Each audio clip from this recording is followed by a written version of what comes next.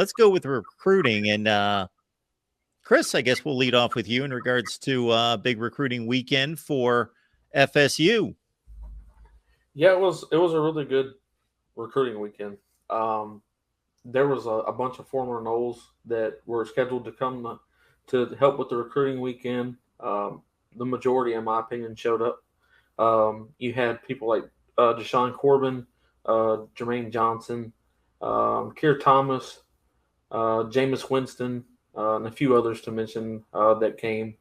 Um, there was a couple that missed out because they were traded in the NFL or had some issues going, like Derwin James. He had a family issue to deal with, and then Jalen Ramsey was actually traded to the Miami Dolphins as he was going to head to Tallahassee. So he might as well figure out how to move to Miami because that's where he's going.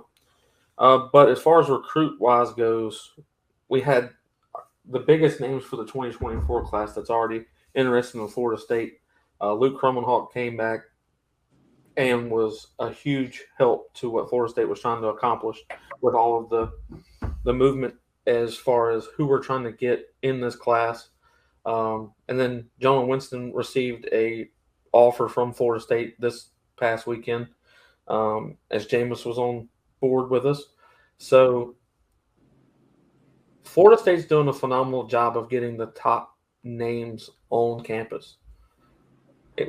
When you go from Luke Krummenhoek and then you've got your five-star wide receivers and then you've got your five-star DBs and five-star DNs and stuff like that. But what's different, in my opinion, is how excited they actually are. They come out of respect most of the time. Like last year, I think a lot of it was a respect thing. This year, they're actually excited to be there. And then we've got coaches that are, I don't want to say it the wrong way, but they're walking with a bigger stride than they had before. They have more confidence. And it attracts the young people. The more confidence you have, the more attractive you are to them. So I'm very impressed with what Florida State was able to pull off this weekend. It was a huge event.